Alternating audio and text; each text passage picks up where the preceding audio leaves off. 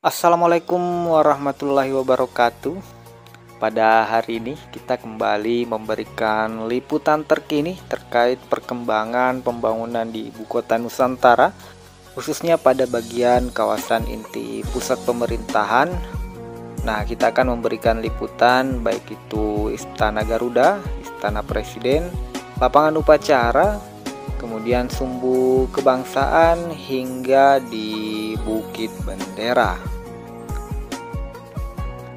Jadi ini merupakan bangunan-bangunan yang sudah berdiri dan pepohonan itu sudah mulai menghijau, semuanya sudah tumbuh karena didukung dengan faktor cuaca yang setiap harinya hampir terjadi hujan. Namun dengan berkah hujan ini, para pekerja tidak kerepotan dalam melakukan penyiraman pohon yang sudah ditanami, jadi tersiram secara alami.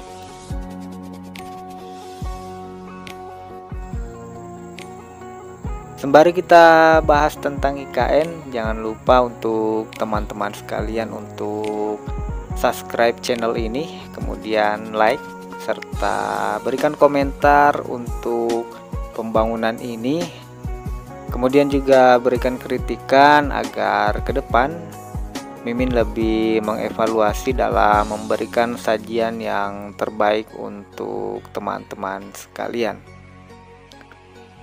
Karena untuk pembangunan Ibu Kota Nusantara ini bersifat panjang, kalau dari targetkan itu hingga 2045. Nah, siapa tahu Mimin bisa ngonten hingga 2045. Ibu Kota Nusantara ini sebenarnya mengantarkan Indonesia kepada kemajuan.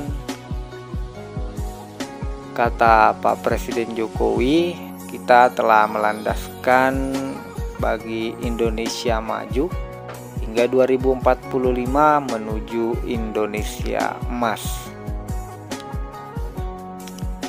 Salah satu alasan pemindahan ibu kota Indonesia adalah pembangunan Indonesia yang tersentralisasi di Pulau Jawa, sehingga menyebabkan tidak meratanya pembangunan dan tentu berimbas pada kesejahteraan.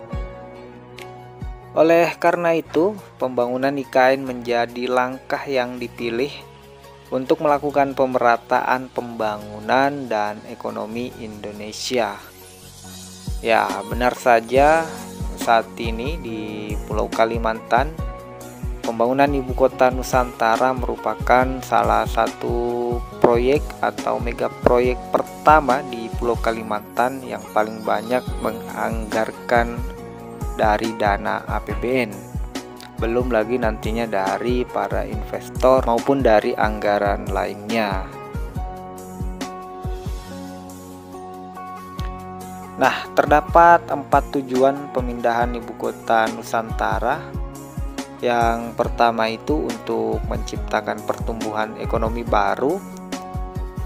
Jadi yang awalnya di Pulau Jawa pusat perekonomian nantinya akan terbagi di Pulau Kalimantan.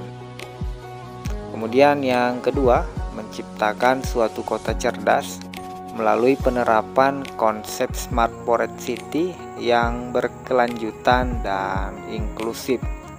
Nah, perlu teman-teman ketahui juga bahwa di lokasi Ibu Kota Nusantara ini nantinya tidak akan ada lagi kabel yang bergelantungan seperti kota-kota pada lainnya.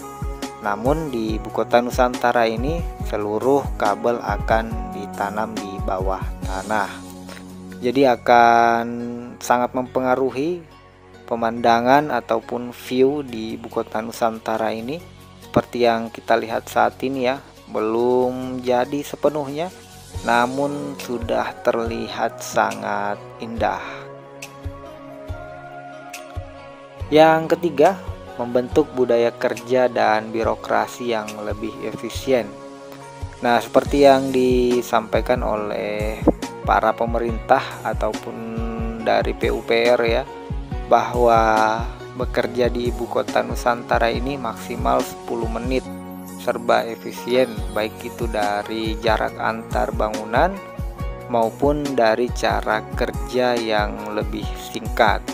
Kabarnya di sini juga nanti para pekerja atau karyawan di ibu kota Nusantara ini, khususnya para ASN, nantinya akan lebih banyak lagi menggunakan sistem digitalisasi.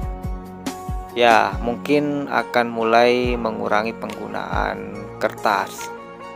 Dan yang terakhir, menjadi simbol kebanggaan Indonesia karena Istana Negara dibangun 100% oleh orang asli Indonesia.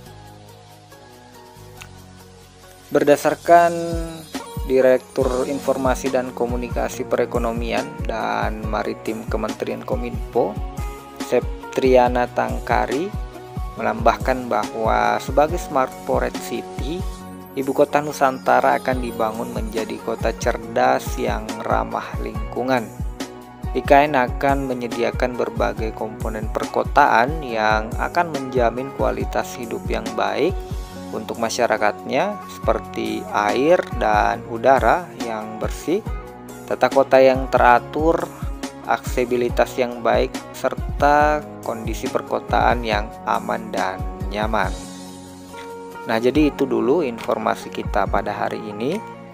Kami kembali ingatkan, jangan lupa like, share, and subscribe, serta nyalakan lonceng notifikasinya agar Mimin lebih semangat dalam menyajikan informasi berikutnya. Assalamualaikum warahmatullahi wabarakatuh.